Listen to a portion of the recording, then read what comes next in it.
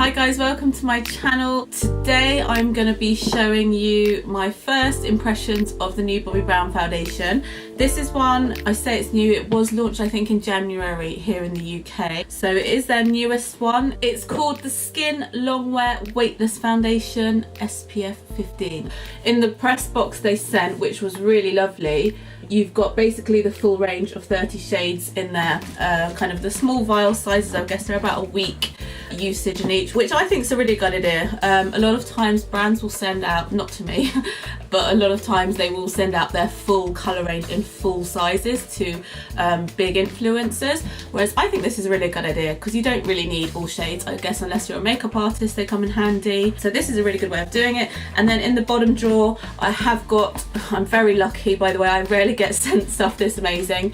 I've got 4 full-size foundations which I've already kind of had to play with, and they look like they're more my colour, so they've been pretty clever.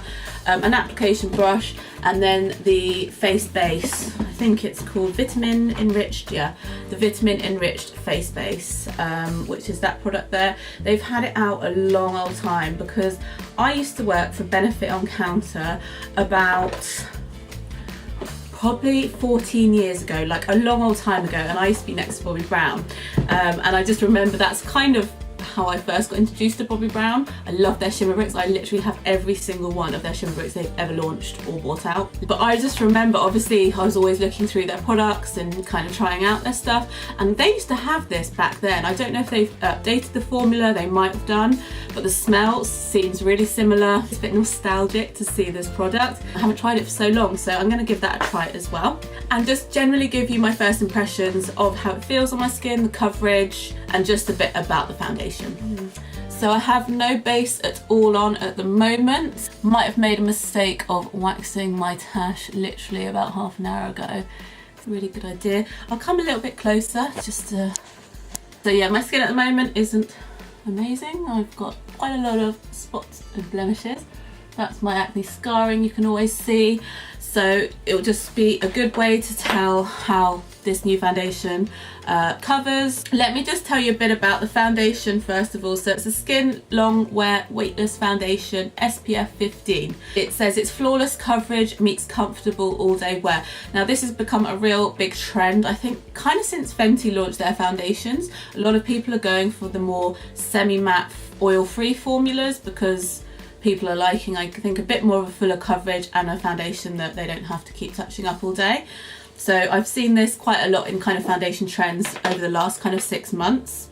So this is claiming it is a full coverage natural matte foundation that blends seamlessly into skin for breathable, skin perfecting coverage that looks fresh from sunrise to sunset. It's created with high speed cold fusion process. I have no fucking idea what that is, but it sounds really fancy. Kind of all foundations say that they're breathable and they're second skin like, so it'll be interesting to see how it forms. And available in 30 shades, and it is priced at £31, which I think is kind of normal for Bobbi Brown foundations.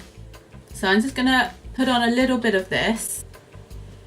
It smells exactly the same as I remember it all those years ago. That's bringing back the memories. Ah, those House of Fraser memories.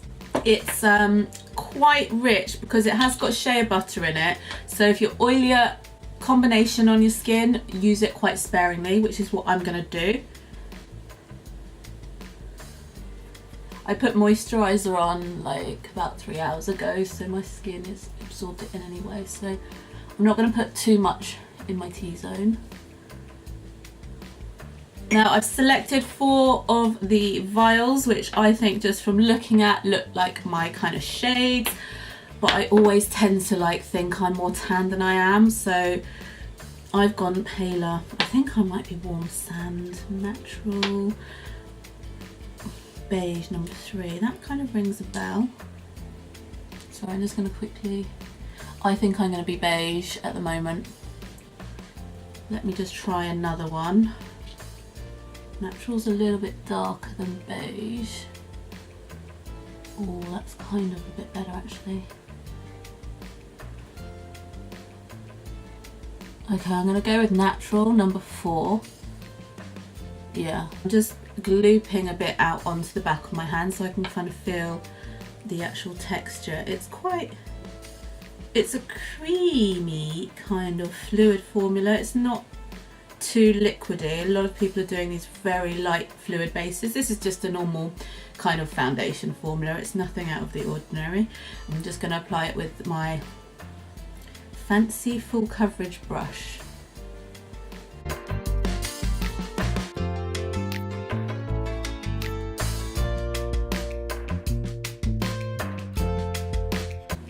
So I'm just going to buff it in a little bit heavier into the areas where I've got redness and blemishes.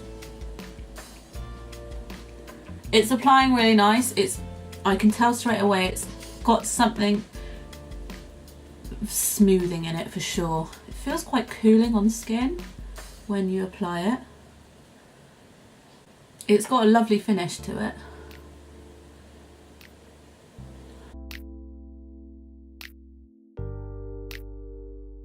I'm just looking at it a bit closer and it's a really nice finish. It's very smoothing. I've got open pores and it's kind of just smoothed everything out. Coverage is good because it's kind of covered. I've got scarring both sides. That spot, as I said, will need a little bit more help. My red moustache mark is gone. Pretty good. I'm really impressed. It's definitely a more matte formula. I don't think I would powder this initially. I would carry powder around, but I like a bit of a glow on my skin, so if I powdered this then it would look really matte.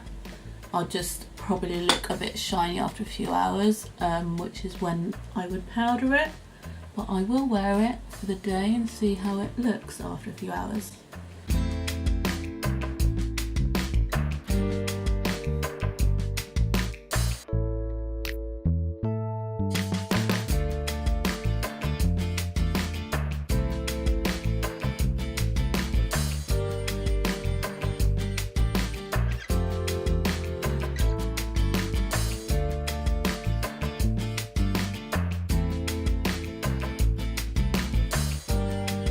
So that's how it's looking on the other side. Bit of sheen on the skin, but not a huge amount. I don't often wear full coverage foundation. I feel like it's kind of like not washed me out, but I definitely need to add some bronze and some blush and stuff onto it to make my skin look a little bit more lifelike again. But I'm really, really impressed with how it looks so far. I haven't got everything from Bobbi Brown, so what I have got I'm going to use from Bobbi Brown as much as I kind of can. So under the eyes I'm going to use the tinted eye brighteners, which I really, really like.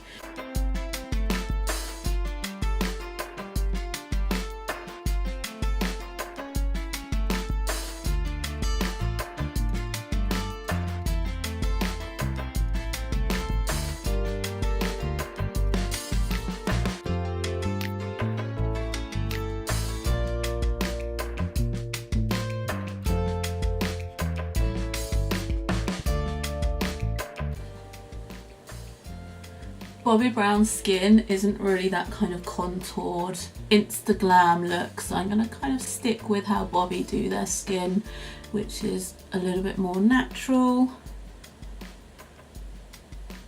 So no contour unfortunately today. I could do with it because I look like a balloon.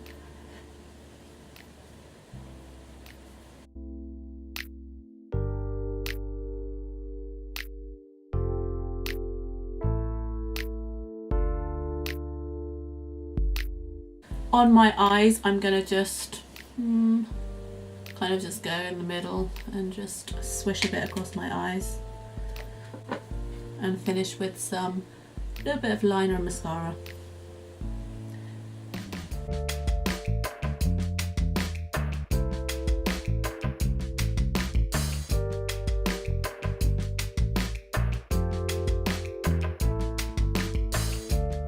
A little bit because we've got this here.